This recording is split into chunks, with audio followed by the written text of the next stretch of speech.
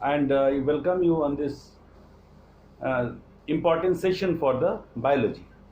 Right. Let us start with some important points, some terminology. Biology में क्या होता है, कुछ इंपॉर्टेंट टर्मिनोलॉजी होती है जिसको पढ़ना बहुत ज़रूरी है, समझना भी बहुत ज़रूरी है। जैसे मैंने यहाँ पर 3 पॉइंट्स लिखा है। पहला है heart beat, then pulse and then blood pressure.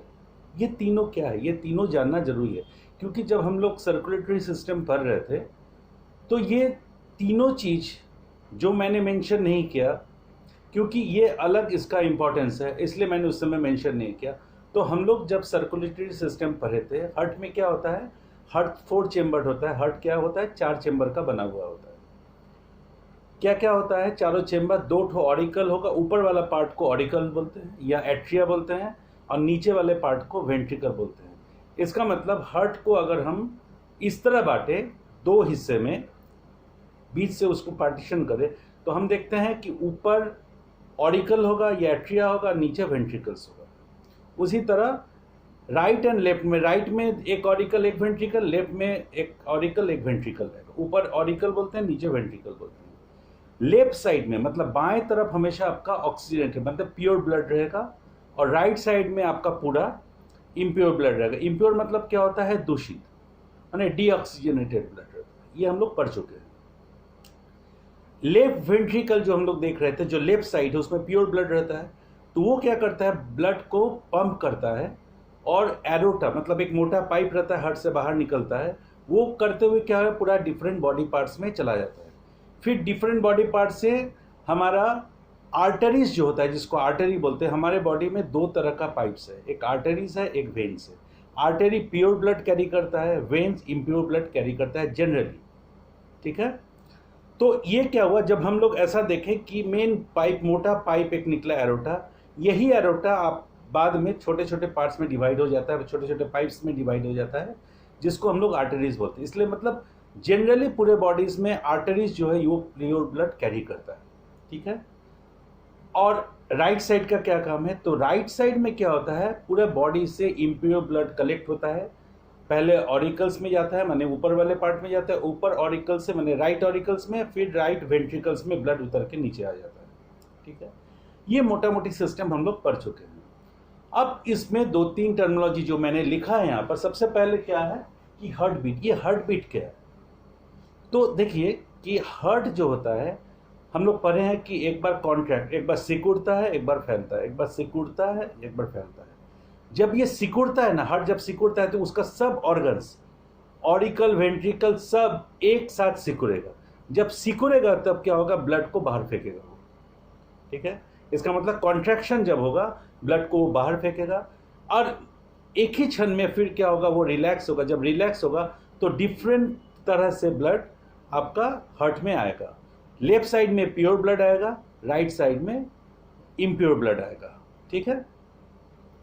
अब ये जो हार्ट बीट हम लोग बोल रहे हैं, तो हार्ट बीट क्या है, हार्ट बीट एक्चुअली है कंटिन्यूअस।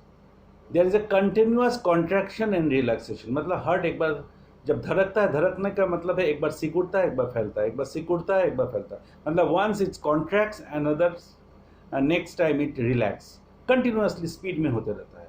इसी कॉन्ट्रैक्शन एंड रिलैक्सेशन को हम लोग बोलते हैं, मेडिकल के भाषा में बोलते हैं इसको सिस्टोल एंड डायस्टोल।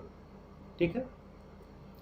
अब आप में सवाल यह आ सकता है कि सिस्टोल और डायस्टोल है क्या, तो कुछ नहीं है। सिस्टोल जैसे कॉन्ट्रैक्शन है, डायस्टोल मतलब रिलैक्सेशन है। हम जैसे बैलून को आप ऐसे करके अगर इस तरह प्रेशर देते हैं तो पानी बाहर निकल गया।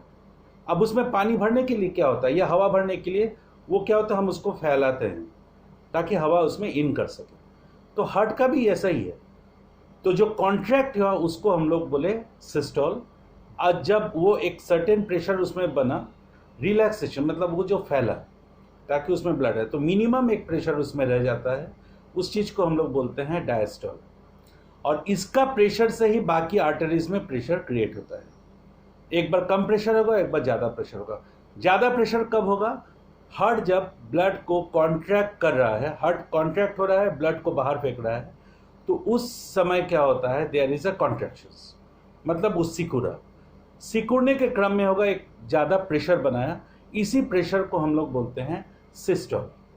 ठीक है, अब नेक्स्ट फेज क्या होगा? नेक्स्ट फेज होगा कि ब्लड रिलैक्स करेगा, मतलब फैलेगा। वो जब फैलेगा तो उसमें प्रेशर कम होगा, लेकिन एक सर्टेन मिनिमम प्रेशर उसमें रहेगा, उस प्रेशर को हम लोग बोलते हैं डायस्टोल।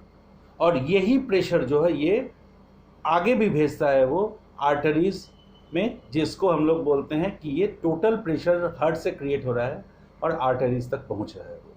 ठीक है, इसका मतलब है सिकुड़ने को हम लोग बोले सिस्टोल, और जब वो फैलता है, जब वो डायलेट होता है, उसको हम लोग बोलते हैं डायस्टोल। ठीक है, यहाँ तक तो ये दोनों कंटिन्यूअस जो होता है, कॉन्ट्रैक्शन एंड रिलैक्सेशन, इसी को हम लोग बोलते हैं हार्ट बीट। ठीक है, आप अगर स्टेथो से हम लोग देखते हैं, डॉक्टर आपका चेक करता है ना स्पायरोग्राफ से, उससे क्या पता चलता है कि हमारा ब्लड हार्ट बीट जो है वो कंटिन्यूअसली आपको देखेगा, लब डब लब dub. This is the sound actually it is produced, हम लोग उसको लब डब बोलते हैं। ठीक है, इस तरह का आवाज आता है। नेक्स्ट आता है पल्स। ये पल्स क्या है? तो एक बार जब ब्लड आर्टरीज में आया, तो फिर वो आर्टरी, जिस आर्टरी में है वो आर्टरी फिर ब्लड को आगे भेज दिया, उसका भी कॉन्ट्रैक्शन होता है, भेज दिया। अब वो हार्ट में, हार्ट से ब्लड जो आने वाला है उसको रिसीव करने के लिए तैयार है। अगले ही क्षण, एक क्षण में वो ब्लड को आगे भेज दिया आर्टरीज, और फिर आर्टरीज का तैयार है अगला ब्लड को लेने के लिए। ये जो प्रेशर होता है ब्लड को लेने का, जब ब्लड इन कर रहा है उसमें, इस प्रेशर को हम लोग बोलते हैं पल्स। ठीक है, तो हम लोग जनरली डॉक्टर के पास जाते हैं, डॉक्टर ऐसे छू के देखता है कि आपका पल्स रेट, उसको पल्स रेट बोलते हैं, कि पल्स ठीक ठाक धड़क रहा है कि नहीं, वो भी धड़कता है, तो इस चीज़ को हम लोग बोलते हैं पल्स। नेक्स्ट आता है ब्लड प्रेशर। ब्लड प्रेशर क्या है? ब्लड प्रेशर अभी हम लोग जो एक्सप्लेन किए हार्ट बीट में वही है, कॉन्ट्रैक्ट्स एंड रिलैक्सेशंस। ब्लड को जब हार्ट से बाहर निकलना रहता है तो एक सर्टेन प्रेशर उसको ज़रूरत है ताकि ब्लड जा सके। आप मान लीजिए कि आपके घर में, जिसके घर में पंप होगा, जो पानी हम लोग ज़मीन से ऊपर उठाते हैं, या अगर आप गांव में देखे होंगे कि पंप यूज़ होता है पानी पटाने के लिए, तो क्या होता है कि हमको जितना दूर वहाँ पर पंप लगा रहता है, पंप में एक प्रेशर क्रिएट होता है ताकि वो पानी को दूर फेंक सके। उसी तरह हमारे हार्ट में भी एक प्रेशर जनरेट होता है जो कि हार्ट से वो ब्लड को बाहर फेंकता है। ठीक है, जब वो ब्लड को बाहर फेंका तो फिर ये सिकुड़ेगा। अभी हम लोग पढ़े थे कॉन्ट्रैक्शन रिलैक्सेशन। तो हमारा ब्लड प्रेशर जो है, it is the minimum and maximum two types of pressure, that is measured as the systole and diastole. Systole क्या होगा? जब कॉन्ट्रैक्ट हुआ हार्ट, ब्लड को बाहर फेंका, वो सिस्टोल है। और फिर अगला ही क्षण क्या होगा, वो हार्ट जो है वो रिलैक्स करेगा ब्लड को रिसीव करने के लिए बाहर माध्यम से, लंग्स से जब ब्लड, फिर प्योर ब्लड आएगा आपका हार्ट लेफ्ट साइड में, वेंट्रिकल में, तो वो फिर क्या होगा, वो फिर रिलैक्स होगा ब्लड को रिसीव करने के लिए। इसमें एक मिनिमम प्रेशर रहता है उसमें, जिसको हम लोग बोलते हैं डायस्टोल। और यही प्रेशर आगे बढ़ता है। सिस्टोल का प्रेशर भी आपका आर्टरीज में बढ़ेगा और डायस्टोल का प्रेशर भी आगे बढ़ेगा। ठीक है, ये तीनों टर्मिनोलॉजी एक्चुअली क्या है, heart beat and pulse and blood pressure, these are the important points. You just go through your books, it is the defined, बहुत अच्छी तरह लिखा हुआ है, इसको आप पढ़िए।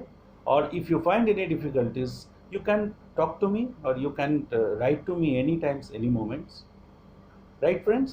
It's a very important points because number of question is being asked in the final exam or any exam, because this is a very important chapter.